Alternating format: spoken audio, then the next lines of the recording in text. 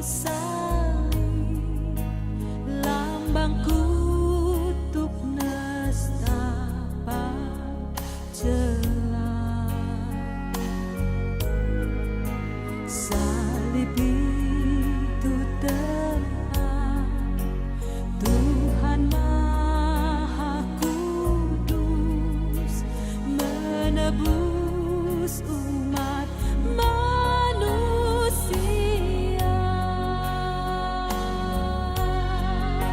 Salib itu ku junjung penuh hingga tiba saat ajalku.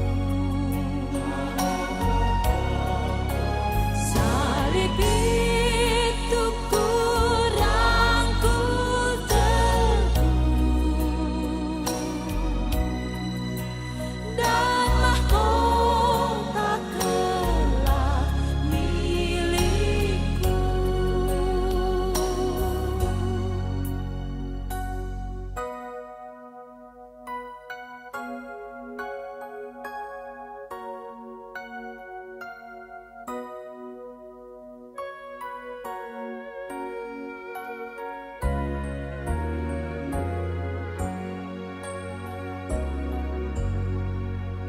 Ku setia tetap ikut jalan salib, meski diriku pun dicela.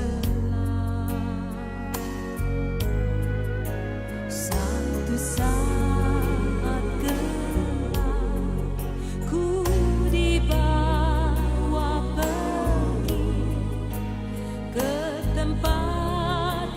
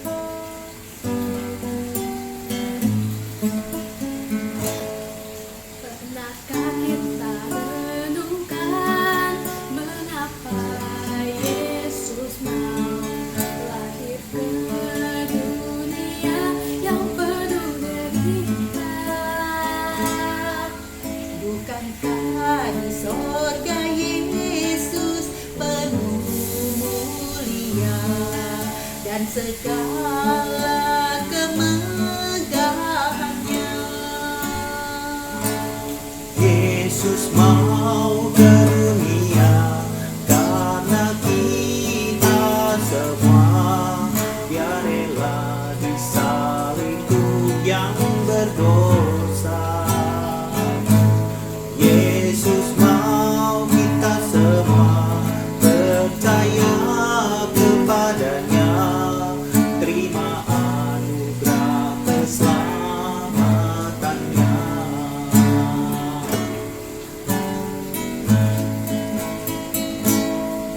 Pernahkah kita renungkan mengapa Yesus mau lahir ke dunia yang penuh derita? Bukankah di sorga Yesus penuh mulia dan segala kemegahannya? Yesus mau ke dunia karena kita semua, Dia rela disalib untuk yang berdosa. Yesus mau kita semua percaya kepadanya, terima anugerah keselamatannya. Yesus mau ke dunia karena kita semua, Dia rela disalib untuk yang berdosa. Yesus mau kita semua percaya kepadanya, terima anugerah keselamatannya. Yesus mau kita semua percaya kepadanya, terima anugerah keselamatannya. agar kita tidak binasa.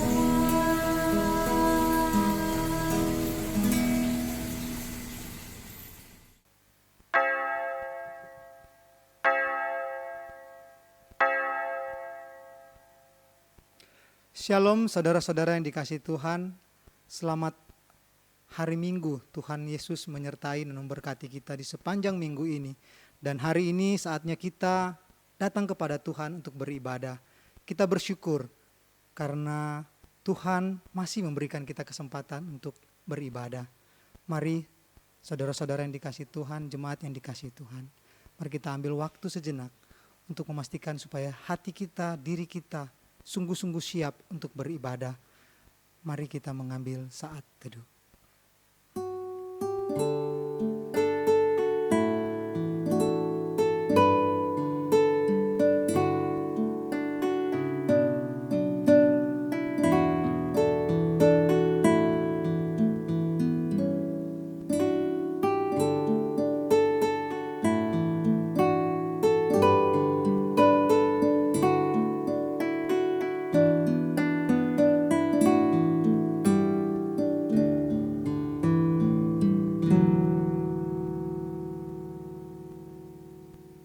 Amin. Jemaat yang dikasihi Tuhan, mari kita bangkit berdiri. Kita awali ibadah kita dengan penuh keyakinan bahwa pertolongan kita adalah dalam nama Tuhan yang menjadikan langit dan bumi. Turunlah kiranya atas kita sekalian anugerah dan damai sejahtera dari Allah Bapa dan Tuhan Yesus Kristus. Ayat panggilan ibadah diambil dari Mazmur nomor 5 ayat yang ke-8. Tetapi aku, berkat kasih setiamu yang besar, aku akan masuk ke dalam rumahmu, sujud menyembah ke arah baitmu yang kudus dengan takut akan engkau.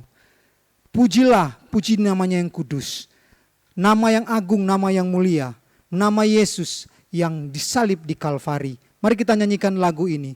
Disalib Yesus di Kalvari sebagai pujian kita, penyembahan kita kepada Dia.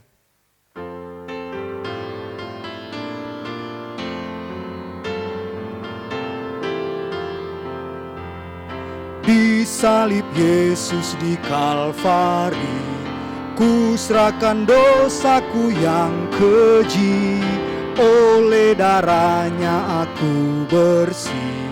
Puji namanya, puji namanya, puji namanya, oleh darahnya aku bersih. Puji namanya, kini bahagiaku penuh, Yesus berdiam di dalamku, sungguh ku selamatku ditebus.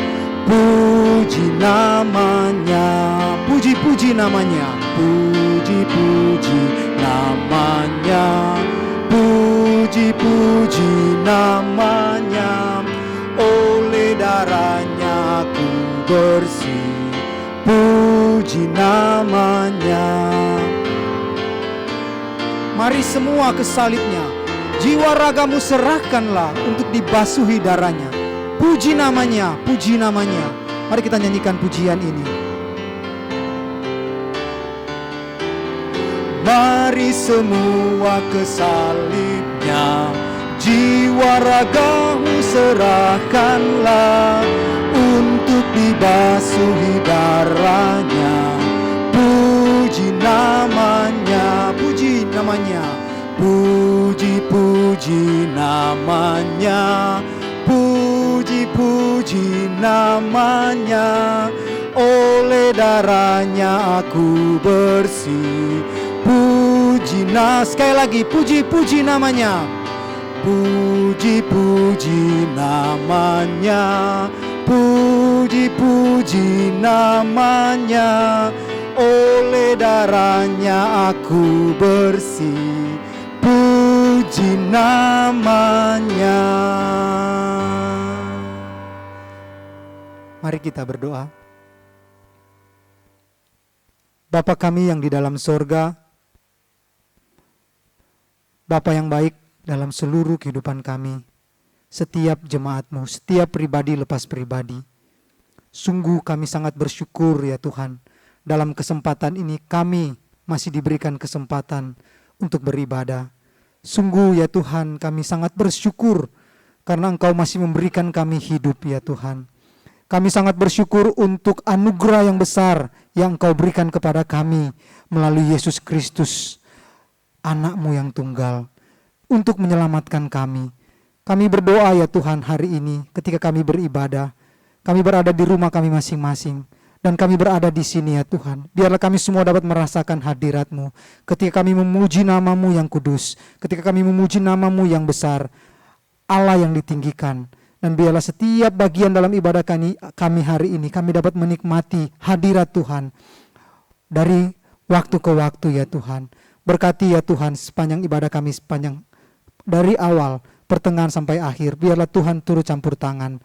Dan biarlah ya Bapa, ketika kami selesai ibadah, kami dapat mendapatkan berkat yang dari Tuhan. Terima kasih Bapa, di dalam nama Tuhan Yesus Kristus kami berdoa. Amin. Silakan duduk kembali. Mari kita masuk dalam pengakuan dosa. Kita siapkan hati kita untuk masuk dalam pengakuan dosa. Mazmur pasal 139 ayat 23 sampai 24 mengatakan, "Selidikilah aku ya Allah, dan kenalah hatiku. Ujilah aku dan kenalah pikiran-pikiranku. Lihatlah apakah jalanku serong, dan tuntunlah aku di jalan yang kekal." Mari kita nyanyikan lagu ini untuk mengantar kita dalam pengakuan dosa. Kasih Allah amat besar yang tak dapat kulukiskan. Mari jemaat yang dikasihi Tuhan, datang kepada Allah dengan penuh keyakinan ada kasih Allah yang amat besar. Kasih Allah amat besar yang tak dapat kulukiskan, lebih tinggi dari bintang, lebih dalam dari lautan. Meski Adam telah berdosa, Ia mengutus anaknya, agar kita damai dengannya, dosa diampuninya. Kasih Allah tak terduga, tinggi, dalam, dan luas, tetap teguh, tak berubah sampai selama-lamanya. Dalam dunia yang tak tetap, takhta kuasa kan lenyaplah. Manusia menolak firman, berpaling pada berhala. Kasih Allah tak terduga dan teramat besar, menyatakan penebusan bagi orang berdosa. Kasih Allah tak terduga, tinggi, dalam, dan luas, tetap teguh, tak berubah sampai selama-lamanya.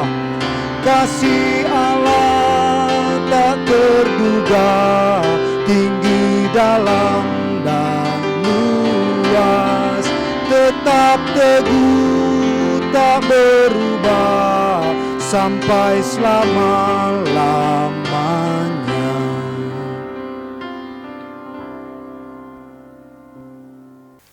Bapak, Ibu, saudara-saudara sekalian, mari kita bersatu di dalam doa.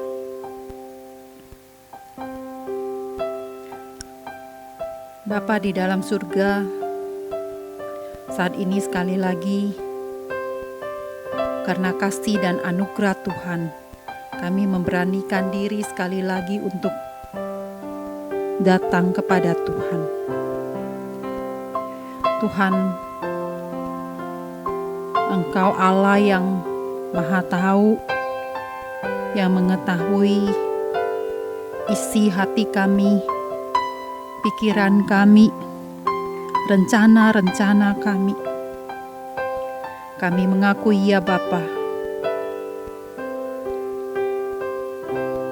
banyak kali pikiran kami, isi hati kami, rencana-rencana kami, bahkan perbuatan-perbuatan kami adalah hal-hal yang jahat, adalah hal-hal yang hanya menjadi kehendak kami sendiri, yang tidak sesuai dengan kehendak Tuhan. Dan kami berdosa kepada Tuhan. Tuhan, ampunilah kami. Ya Tuhan, kiranya Tuhan kembali menolong kami untuk boleh taat akan kehendak Tuhan saja. Kami boleh bertobat dari segala dosa-dosa kami,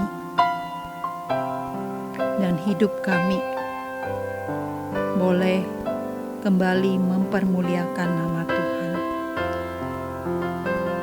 Bapa di dalam surga, kami bersyukur untuk pengampunan Tuhan sekali lagi untuk setiap kami pada hari ini. Kami berdoa di dalam nama Tuhan Yesus Kristus, Juru Selamat kami yang hidup. Amin.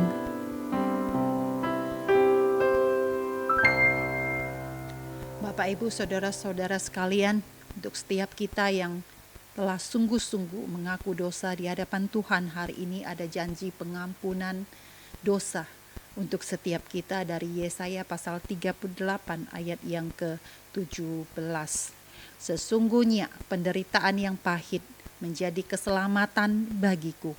Engkaulah yang mencegah jiwaku dari lobang kebinasaan, sebab engkau telah melemparkan segala dosaku jauh dari hadapanmu. Amin. Jemaat yang dikasihi Tuhan, mari kita bangkit berdiri. Bersama dengan seluruh umat percaya di muka bumi dari segala abad dan tempat, kita ikrarkan pengakuan iman rasuli.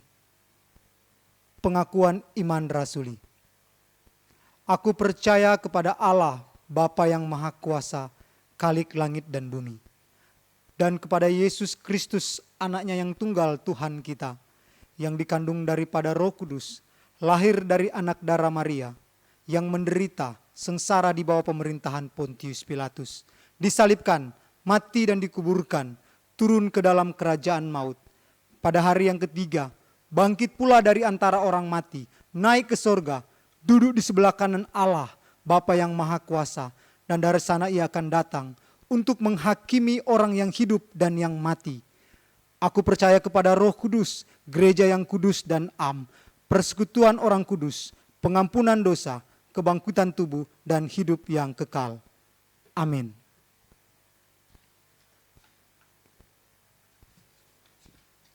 Mari kita akan mempersiapkan hati kita untuk mendengarkan firman Tuhan. Pernahkah kita renungkan mengapa Yesus mau datang ke dunia, lahir ke dunia yang penuh derita ini? Bukankah di sorga Yesus penuh dengan kemuliaan dan segala kemegahannya? Mari saudara-saudara yang dikasihi Tuhan, melalui lagu ini kita renungkan dan kita siapkan hati kita untuk mendengarkan firman Tuhan.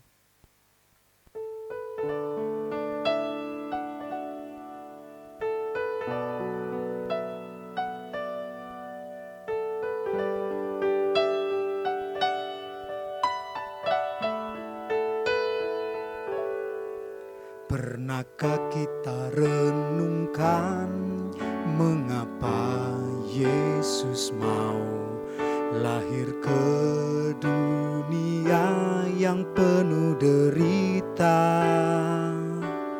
Bukankah di sorga Yesus penuh mulia dan segala kemegahannya? Yesus mau ke dunia karena kita semua. Dia rela disalib untuk yang berdosa. Yesus mau kita semua percaya kepadanya, terima anugerah keselamatannya.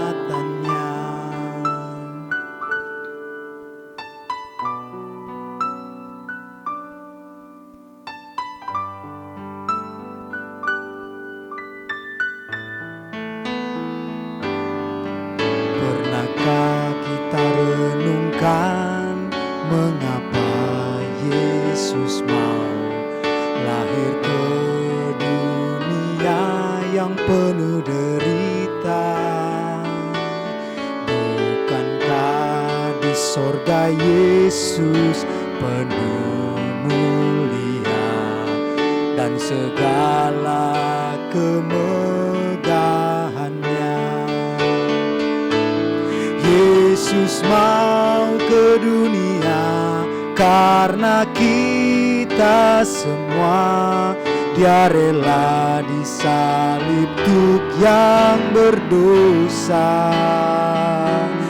Yesus mau kita semua percaya kepadanya, terima anugerah keselamatannya.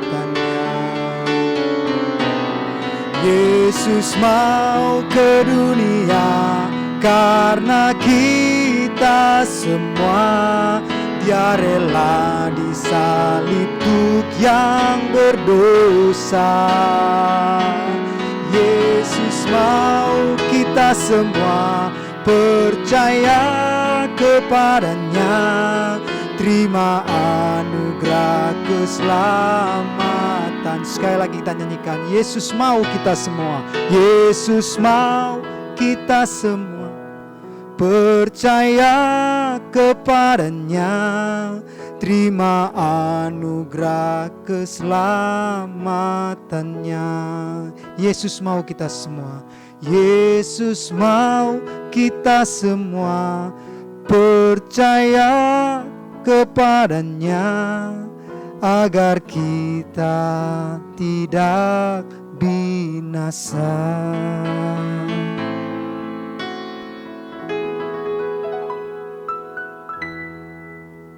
Shalom jemaat yang dikasihi oleh Tuhan, kita bersyukur karena Tuhan yang baik selalu beranugerah buat kita. Termasuk hari ini kita bisa kembali bersama-sama beribadah dan kita punya kesempatan untuk merenungkan firman Tuhan. Mari terlebih dahulu kita berdoa memohon pertolongan Tuhan sebelum kita membaca dan merenungkan firman Tuhan. Mari kita berdoa. Bapa di dalam surga, kami bersyukur karena anugerah Tuhan. Hari ini sekali lagi kami punya kesempatan merenungkan firman Tuhan. Kiranya Tuhan memberkati hamba-Mu yang menyampaikan dan kami semua yang Tuhan kasihi yang mendengarkan. Agar kami sama-sama boleh ditegur, boleh diubah, diperbaharui sehingga hidup kami makin hari boleh makin memperkenankan hati Tuhan. Kiranya Allah Roh Kudus menuntun dan menolong kami. Demi nama Tuhan Yesus Kristus kami berdoa. Amin. Bapak Ibu Saudara-saudara sekalian, saya ingin mengajak Bapak Ibu Saudara memperhatikan satu bagian firman Tuhan dari Matius pasal 26 ayat 17 sampai ke 25. Matius pasal 26 ayat 17 sampai yang ke 25. Saya akan membacakan bagian ini buat Bapak Ibu Saudara sekalian. Matius 26 ayat 17 sampai ke 25. Pada hari pertama dari hari raya roti tidak beragi, datanglah murid-murid Yesus kepadanya dan berkata, "Di mana engkau kehendaki kami mempersiapkan perjamuan Paskah bagimu?" Jawab Yesus, "Pergilah ke kota kepada si Anu dan katakan kepadanya, pesan guru, waktuku hampir tiba. Di dalam rumah mula aku mau merayakan Paskah bersama-sama dengan murid-muridku." Lalu murid-muridnya melakukan seperti yang ditugaskan Yesus kepada mereka dan mempersiapkan Paskah. Setelah hari malam, Yesus duduk makan bersama-sama dengan ke-12 murid itu. Dan ketika mereka sedang makan, ia berkata, "Aku berkata kepadamu, sesungguhnya seorang di antara kamu akan menyerahkan aku." Dan dengan hati yang sangat sedih berkatalah mereka seorang demi seorang kepadanya, "Bukan aku ya Tuhan." Ia menjawab, "Dia yang bersama-sama dengan aku mencelupkan tangannya ke dalam pinggan ini, dialah yang akan menyerahkan aku. Anak manusia memang akan pergi sesuai dengan yang ada tertulis tentang dia. Akan tetapi celakalah orang yang olehnya anak manusia itu diserahkan. Adalah lebih baik bagi orang itu sekiranya ia tidak dilahirkan." Yudas yang hendak menyerahkan dia itu menjawab katanya, "Bukan aku ya Rabi." Kata Yesus kepadanya, "Engkau telah mengatakannya." Bapak Ibu Saudara-saudara sekalian yang dikasihi oleh Tuhan, saya ingin memperlihatkan sebuah lukisan kepada Bapak Ibu Saudara sekalian. Jemaat yang kekasih, pernah lihat lukisan ini? Saya yakin sebagian besar dari Bapak Ibu Saudara-saudara sekalian sudah pernah lihat lukisan ini. Bahkan mungkin lukisan ini ada di dalam rumah Bapak Ibu Saudara-saudara sekalian. Atau Bapak Ibu juga sering melihat lukisan ini di rumah-rumah orang Kristen lainnya.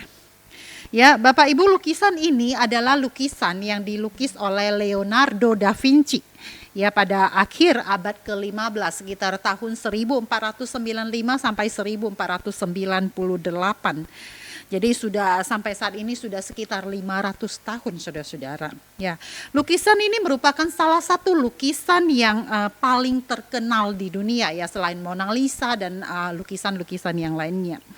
Nah, dalam lukisan yang berjudul The Last Supper atau perjamuan terakhir ini, saudara-saudara, Leonardo da Vinci melukiskan gambaran kira-kira kondisi pada saat makan malam terakhir Tuhan Yesus bersama dengan murid-muridnya sebelum Tuhan Yesus disalibkan pada waktu itu. Bapak Ibu Saudara-saudara, sebenarnya lukisan yang dibuat oleh Leonardo da Vinci ini bukanlah satu-satunya lukisan perjamuan terakhir yang ada di dunia. Ada banyak lukisan perjamuan terakhir yang dibuat oleh pelukis-pelukis yang lain. Tetapi lukisan Leonardo da Vinci adalah lukisan pertama yang menggambarkan di mana Yudas Iskariot, murid yang mengkhianati dia, itu duduk pada sisi yang sama dengan Tuhan Yesus dan murid-muridnya yang lain. Sebelumnya saudara-saudara, lukisan perjamuan yang terakhir itu menempatkan Yudas itu duduknya sendirian, berseberangan dari Tuhan Yesus dan yang lainnya. Jadi seperti dikucilkan begitu ya.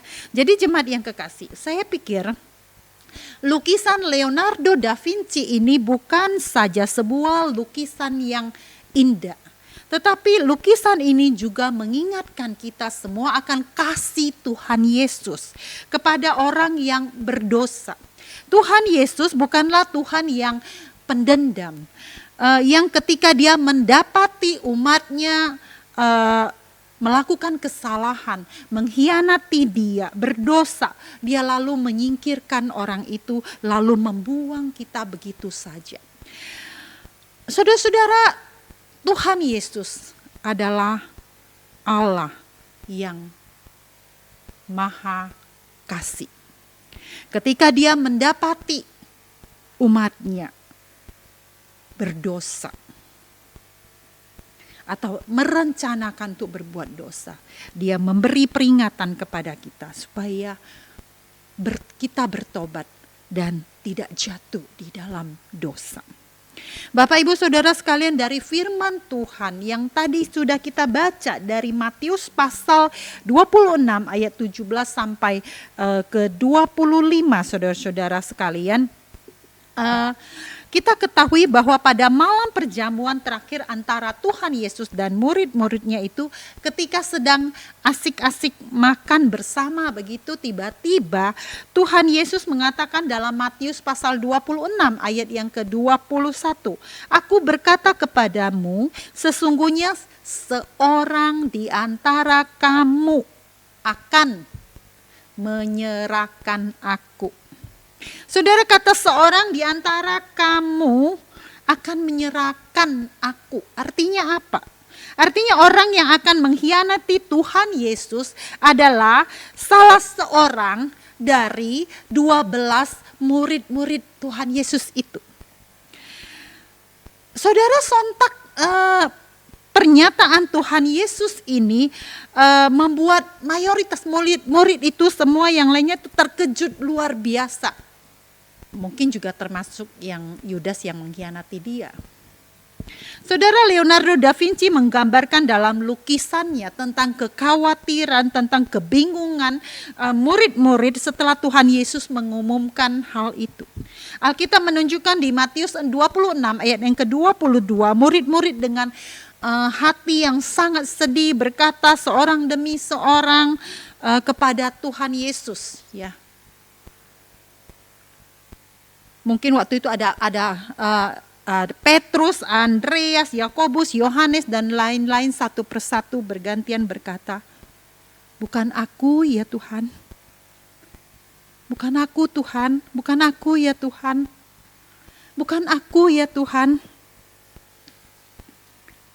Lalu Tuhan Yesus melanjutkan berkata, "Dia yang bersama-sama dengan aku mencelupkan tangannya ke dalam pinggan ini, Saudara, mungkin sekali pada waktu itu Tuhan Yesus dan ke-12 muridnya itu semuanya bersama-sama makan dari pinggan. Pinggan itu sebuah piring besar gitu ya, piring makan yang besar bersama-sama. Jadi mereka sama-sama makan dari satu piring besar yang sama-sama ngambil makanan dari piring besar itu begitu.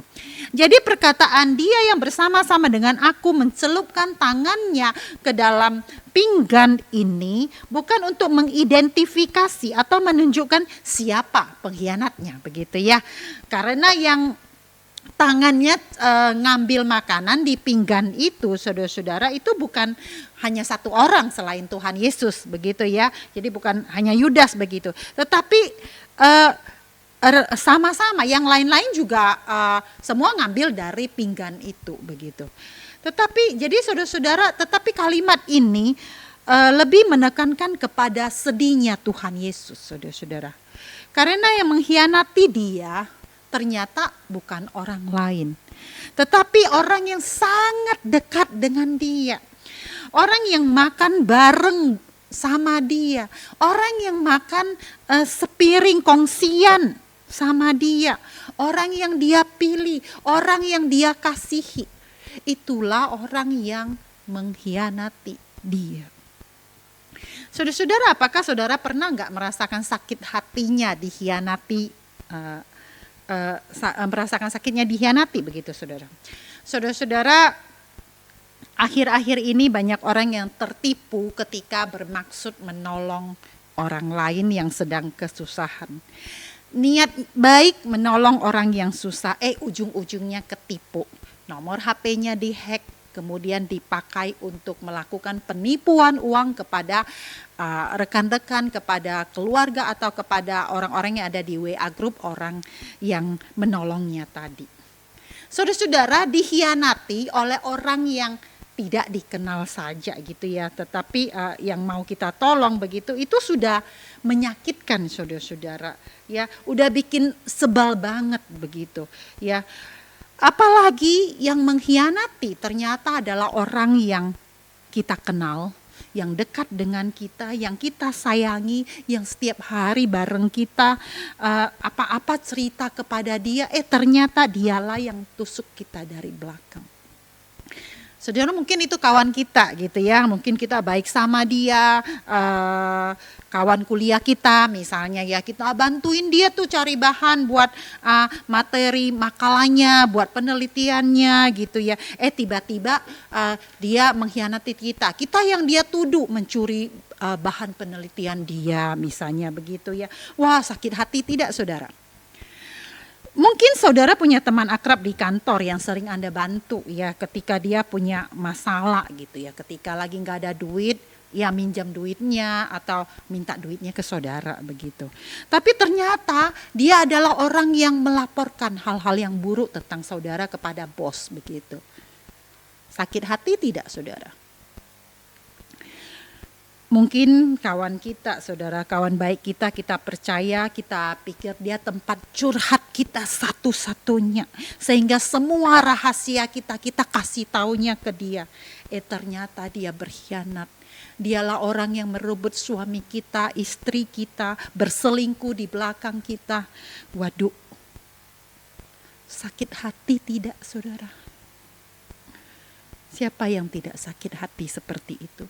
Saudara, demikian juga dengan Tuhan Yesus, saudara-saudara. Dikhianati oleh muridnya sendiri yang begitu dia kasihi, itu adalah hal yang sangat menyakitkan. Murid yang dia percaya, dia yang dikasih pegang uang kas, yang selalu Tuhan Yesus tolong, selalu Tuhan Yesus lindungi ketika dalam bahaya, ketika ada ombak badai, ketika banyak hal. Tuhan Yesus begitu mengasihi murid-muridnya ini. Tetapi dialah yang berkhianat. Seharusnya ketika Tuhan Yesus dapat masalah, ketika ada orang yang mau jahatin Tuhan Yesus, harusnya mereka murid-murid itulah yang mati-matian menolong dia, membela dia, tetapi kenyataannya tidak begitu. Dialah yang menyerahkan Tuhan Yesus kepada orang jahat. Saudara-saudara yang Tuhan kasihi, Tuhan Yesus jelas tahu siapa yang sebelumnya ketemu sama imam-imam kepala dan sepakat dengan mereka untuk menyerahkan atau menjual Tuhan Yesus dengan harga 30 keping uang perak.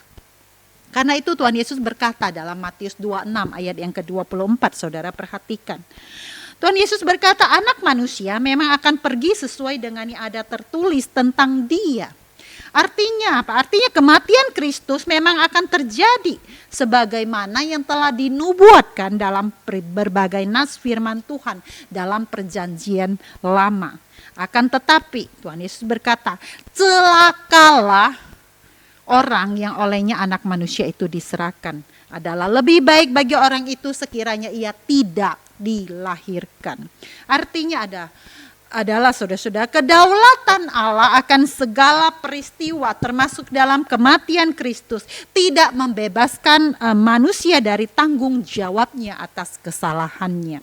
Orang yang mengkhianati Kristus harus mempertanggungjawabkan dosanya dan ada hukuman yang mengerikan yang menanti dia. Maka Tuhan Yesus bilang lebih baik dia tidak lahir. Bapak Ibu, Tuhan Yesus sangat-sangat mengasihi Yudas. Tuhan Yesus tidak ingin Yudas menerima hukuman itu. Tuhan Yesus sangat berharap dengan peringatan-peringatan yang telah dia sampaikan dalam perjamuan malam itu, Yudas akan bertobat dan akan membatalkan rencana yang dibuatnya untuk menjual Tuhan Yesus. Tetapi apa yang Yudas pikirkan, saudara? Dia bukannya bertobat. Dia bukannya minta maaf, dia bukannya minta ampun kepada Tuhan Yesus atas kesalahannya. Tetapi di ayat ke-25, Yudas masih berpura-pura dan bersikap munafik di hadapan Allah yang Maha Tahu itu. Yudas mungkin berpikir tadi waktu murid-murid yang lain ngomong, bukan aku ya Tuhan, cuma dia sendiri yang diam tadinya. Jadi kalau dia diam terus mungkin nanti kecurigaan akan mengarah kepada dia ini. Oleh sebab itu dia juga berpura-pura mengajukan pertanyaan dan mengatakan kepada Tuhan Yesus, bukan aku ya Rabi. Tetapi kata Tuhan Yesus kepadanya, engkau telah mengatakannya. Tuhan Yesus memang tidak terus terang seperti Nabi Nathan ketika menegur Raja Daud yang berkata, engkaulah orangnya. Tetapi jawaban Kristus, engkau telah mengatakannya, sebenarnya sudah cukup jelas untuk menyadarkan Yudas. Bahwa dia tahu segala sesuatu. Bahwa Tuhan Yesus tidak bisa dibohongi. Bapak, Ibu, saudara-saudara sekalian. Tetapi walaupun sudah diperingatkan, Tuhan Yesus berulang-ulang. Yudas tetap bebal dan melanjutkan pengkhianatannya. Memang kita tahu bahwa di bagian lain dikatakan bahwa iblis sudah merasuki dia. Dan dia melanjutkan keberdosaannya. Saudara-saudara, beberapa penafsir berusaha menafsirkan apakah kenapa Yudas mengkhianati Tuhan Yesus. Apakah semata-mata karena Yudas adalah orang yang tamak, rakus atau mata duitan gitu ya, karena dia memang dicatat sebagai bendahara yang tidak jujur begitu ya, sering mencuri uang di dalam kas yang dia pegang begitu. Nah, sehingga sepertinya hal yang sama itu karena dia tamak uang, maka dia tega saja menjual Tuhan Yesus dengan harga yang murah, cuma 30 keping uang perak, saudara-saudara. Saudara-saudara, berapa sih harga uang 30 keping uang perak? 1 keping perak itu saudara-saudara berharga 3 dinar uang Romawi. 1 dinar itu sama dengan upah buruh sehari. 30 keping uang perak itu sama dengan 90 dinar. Jadi kira-kira misalnya kita hitung rupiahkan, kita hitung rata-rata upah buruh sehari, di sini kira-kira 100.000 misalnya saudara-saudara. Jadi 30 keping itu kira-kira jumlah nilainya adalah 9 juta rupiah. Saudara-saudara, apakah benar karena uang segitu Yudas rela menjual guru yang mengasihi dia? Saudara-saudara, tapi jika karena hanya duit semata, ya, tetapi mengapa Yudas ketika dia tahu Tuhan Yesus sudah mati disalibkan, kemudian dia membuang uang 30 keping perak itu, kemudian dia buang. Saudara-saudara, kemudian menafsirkan bahwa motif Yudas sebenarnya mula-mula bukan hanya semata-mata karena uang begitu ya, tetapi karena ada motif lain, yaitu dia berharap bahwa Tuhan Yesus itu bisa menjadi pahlawan yang membebaskan bangsa mereka dari penjajahan Romawi. Dia tahu ya Tuhan Yesus itu punya kuasa, dia tahu Tuhan Yesus itu hebat, Tuhan Yesus harusnya mampu, Tuhan Yesus harusnya bisa menolong mereka lepas dari penjajah begitu. Tetapi tampaknya Tuhan Yesus tidak melakukan itu begitu. Karena itu sepertinya dia kesel. Dia harus paksa Tuhan Yesus dalam tanda petik gitu ya.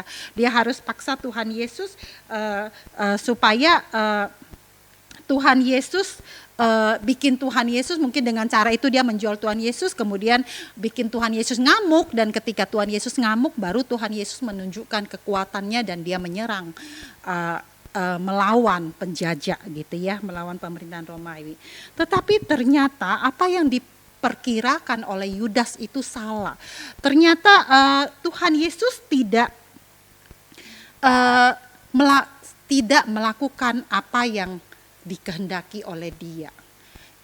Walaupun Tuhan Yesus tidak hanya taat kepada Bapaknya, Tuhan Yesus ketika di atas kayu salib, dia seperti domba yang keluh yang dibawa ke pembantaian.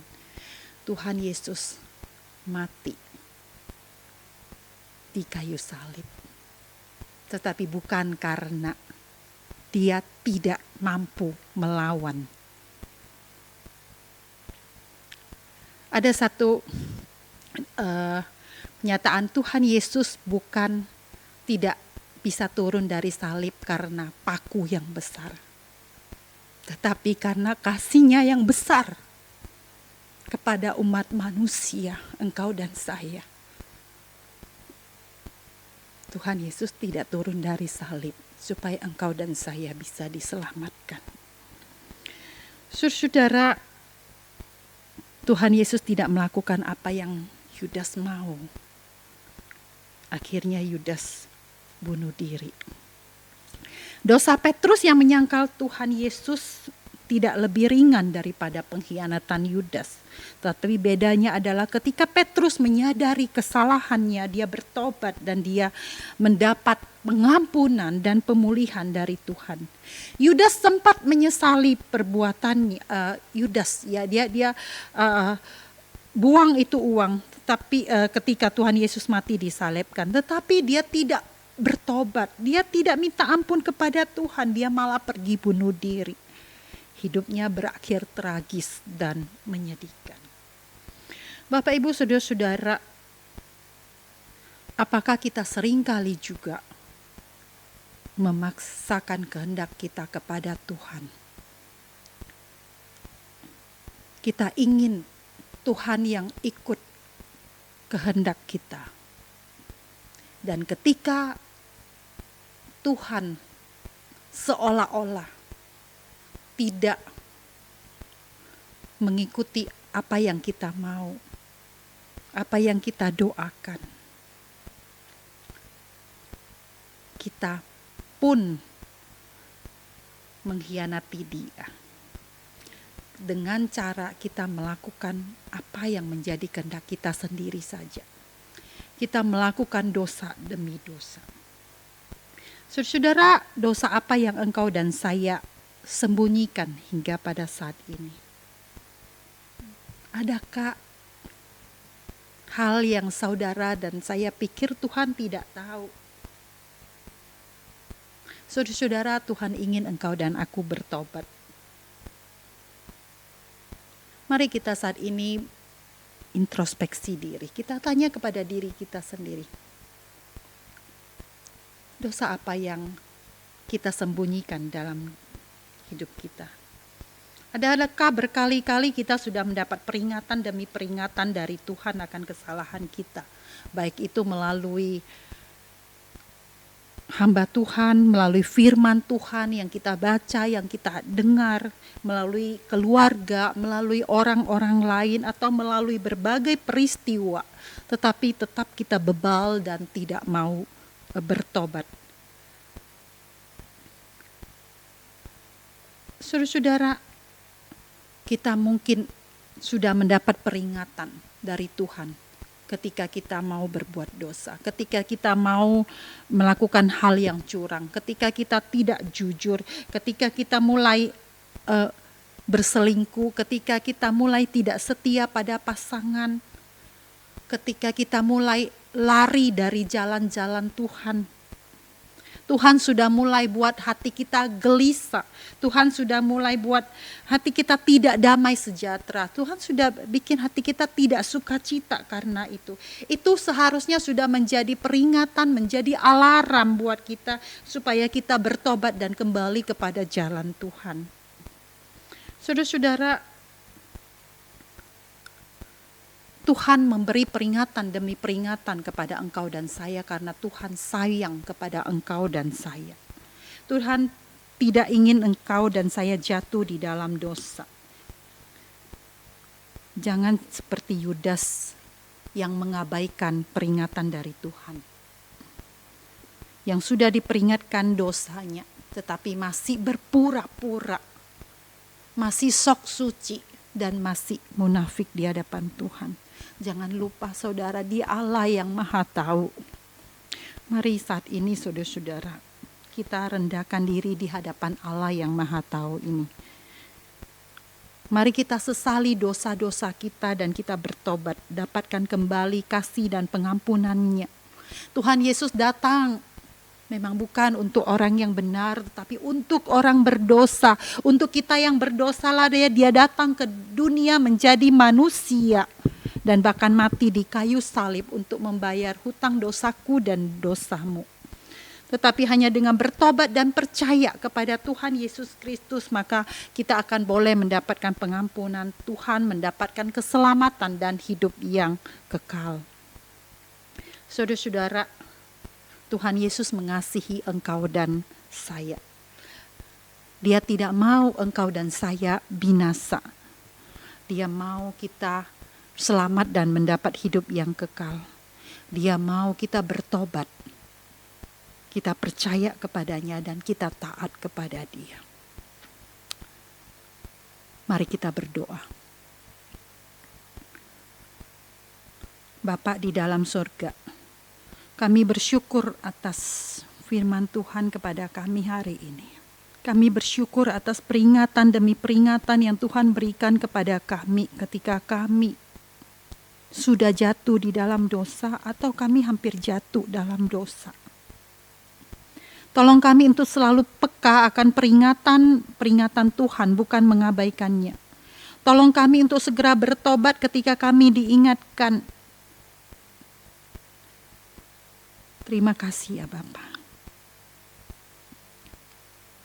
Terima kasih untuk kasih dan kebaikan Tuhan untuk kami. Terima kasih untuk Tuhan yang telah rela mati bagi kami di atas kayu salib untuk menyelamatkan kami. Terima kasih Tuhan. Di dalam nama Tuhan Yesus Kristus kami bersyukur, kami berdoa. Amin. Kita semua diberkati dengan satu kebenaran firman Tuhan yang telah disampaikan. Nah, respon kita mari melihat lagi salib hina, kemuliaan Tuhan yang ada di salib Kristus. Juga kita akan sambil memberikan persembahan. Persembahan dapat diberikan sesuai dengan cara-cara yang ada di layar saudara. Bisa lihat pada layar TV saudara. Atau nanti setelah ibadah juga akan ditampilkan. Kita akan memberikan persembahan dengan menyanyikan satu lagu. Di Bukit Golgota tampaklah salibnya. tanda hina dan derita. Yesus anak Allah besarlah kasih-Nya. Maka kutinggikan salibnya sampai ku berjumpa dengan Dia. Ku mau tanggung salib hina, kan diganti mahkota mulia.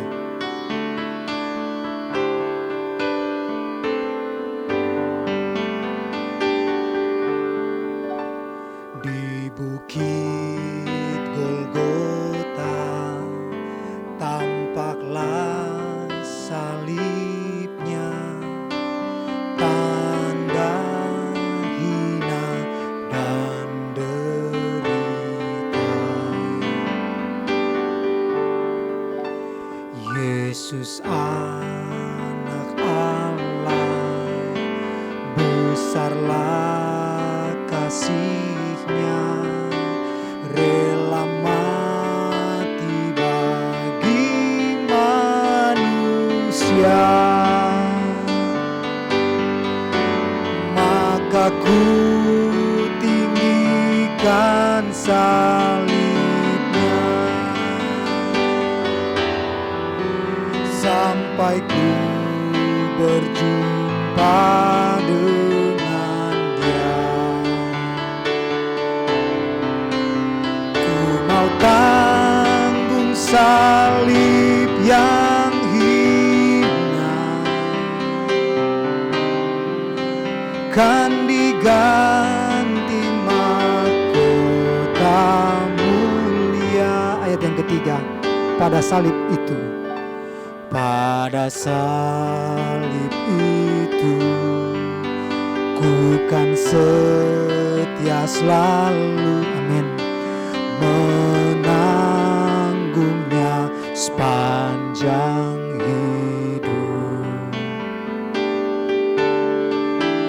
Ia akan datang pula, bawaku padanya, ke rumahnya yang penuh mulia.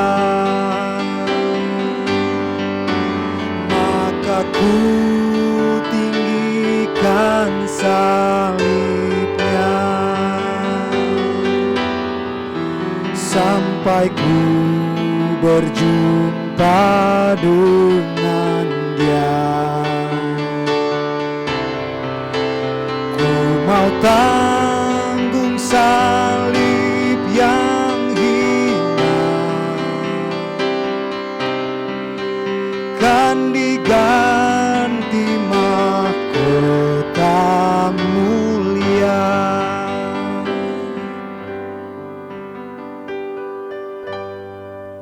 Mari kita berdoa. Allah Bapa kami yang ada di dalam surga, persembahan yang kami berikan tidak sebanding dengan apa yang sudah Engkau berikan kepada kami. Namun biarlah Engkau memberkati setiap pemberian kami ini ya Tuhan, agar dapat dipakai untuk kemuliaan nama Tuhan, untuk pekabaran Injil, untuk melebarkan kerajaan surga di kota ini, di daerah ini ya Tuhan. Bapa kami yang di dalam surga, kami tahu ya Tuhan, lebih dari itu kami perlu mempersembahkan tubuh, jiwa, roh kami sebagai persembahan yang hidup, yang kudus dan yang berkenan kepada Engkau. Dengan mau menanggung salib hina itu sendiri ya Tuhan, untuk digantikan dengan mahkota kelak ketika kami berhadapan dengan Engkau dalam kemuliaan. Bapa kami yang baik, terima kasih ya Tuhan untuk ibadah kami hari ini. Terima kasih ya Tuhan untuk pekerjaan, usaha kami yang kami jalani selama ini ya Tuhan. Di tengah-tengah segala kesulitan dan pergumulan yang kami hadapi ya Tuhan, biarlah Tuhan senantiasa menyertai kami, memberkati kami ya Tuhan. Biarlah tangan Tuhan terus campur tangan, terus memberkati setiap apa yang kami kerjakan, apa yang kami usahakan, supaya kami dapat memperoleh berkat melalui itu semua ya Tuhan. Terima kasih Bapa kami yang baik. Terima kasih ya Tuhan, ini persembahan kami. Kami berikan di dalam nama Tuhan kami Yesus Kristus. Haleluya. Amin. Shalom Bapak Ibu Saudara-saudara sekalian. Kita bersyukur hari ini karena kita bisa kembali beribadah bersama-sama di minggu terakhir dari bulan Maret. Ya, sudah setahun lamanya kita tidak beribadah bersama-sama di gereja. Tentu ini menjadi hal yang sangat menyedihkan bagi kita semua ya. Kita semua berharap dalam waktu yang dekat, dalam waktu tidak lama lagi kita akan kembali bisa bersama-sama beribadah di gereja. Kami terus berharap Bapak Ibu mendukung dalam doa supaya segala sesuatu dapat dipersiapkan dengan baik dan kita akan kembali dapat beribadah di gereja bersama-sama, tentu dengan protokol kesehatan yang harus dengan sangat-sangat ketat ya, supaya demi kebaikan kita bersama. Ya, baik Bapak Ibu saudara-saudara sekalian, saat ini ada beberapa warta yang ingin saya sampaikan. Bapak Ibu, dalam rangka Jumat Agung dan Paskah ya, gereja mengadakan doa 7 hari ya Bapak Ibu, sebagai rangkaian ibadah Prapaskah yang akan dimulai pada Senin besok tanggal 29 Maret sampai dengan 4 April nanti ya. Kita akan bersama-sama mengikuti ibadah ini setiap hari dari channel YouTube GKY Mangga Besar Jakarta. Nah, saudara-saudara, itu termasuk ibadah Jumat Agung hari Jumat nanti hari Jumat tanggal 2 pukul 9 pagi. Kemudian Paskah hari Minggu tanggal 4 April sebanyak 3 kali ibadah. Bapak Ibu, untuk keterangan lebih lanjut nanti Bapak Ibu dapat melihat dalam tayangan yang nanti akan kami tayangkan ulang nanti di akhir ibadah ini lagi nanti ya. Kemudian juga Bapak Ibu nanti dapat melihat ada tayangan dari foto-foto calon tetap majelis GKY Mangga Besar. Tolong Bapak Ibu mendoakan saudara-saudara Bapak Ibu calon anggota majelis untuk periode yang akan datang. Biarlah mereka semua Tuhan yang pimpin, mana nanti akan terpilih menjadi pemimpin-pemimpin gereja kita untuk periode ke depan ya. Kemudian juga Bapak Ibu tolong bantu doakan untuk proses pemilihan majelis nanti tanggal 11 April, biarlah semuanya dapat berjalan dengan baik dan lancar ya. Bapak Ibu, kita untuk info-info lainnya nanti Bapak Ibu dapat kembali melihat di tayangan akhir setelah ibadah ini ya. Untuk Bapak Ibu yang terus membutuhkan pelayanan, membutuhkan dapat mengajukan pertanyaan dan lain-lain, dapat menghubungi saya ataupun Guru Injil Yohana Priska ya. Demikian pengumuman saya sampai di sini Bapak Ibu saudara sekalian. Kita akan mengakhiri ibadah kita pada hari ini. Dengarkanlah ayat pengutusan yang diambil dari Mazmur 25 ayat yang ke-10. Segala jalan Tuhan adalah kasih setia dan kebenaran bagi orang yang berpegang pada perjanjiannya dan peringatannya. Doksologi.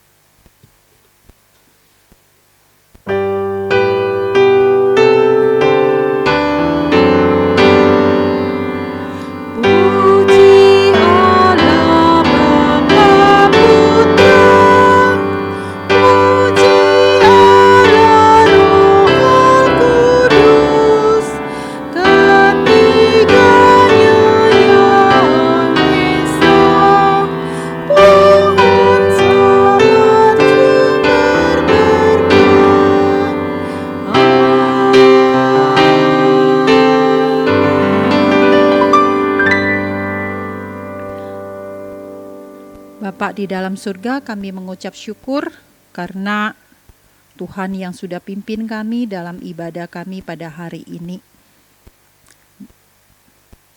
Sebentar lagi kami akan selesai dalam ibadah ini, tetapi biarlah Tuhan terus tolong kami dalam kehidupan kami hari lepas hari. Kami tetap terlekat dengan Tuhan. Kehidupan kami boleh menjadi ibadah, menjadi persembahan yang harum bagi Tuhan. Tuhan tolong kami. Terima kasih ya Bapa, kiranya kasih karunia dari Allah Bapa, anugerah karunia dari Tuhan Yesus Kristus, penghiburan, kekuatan, dan pertolongan dari Allah Roh Kudus terus menyertai kami semua sejak saat ini sampai selama-lamanya. Amin.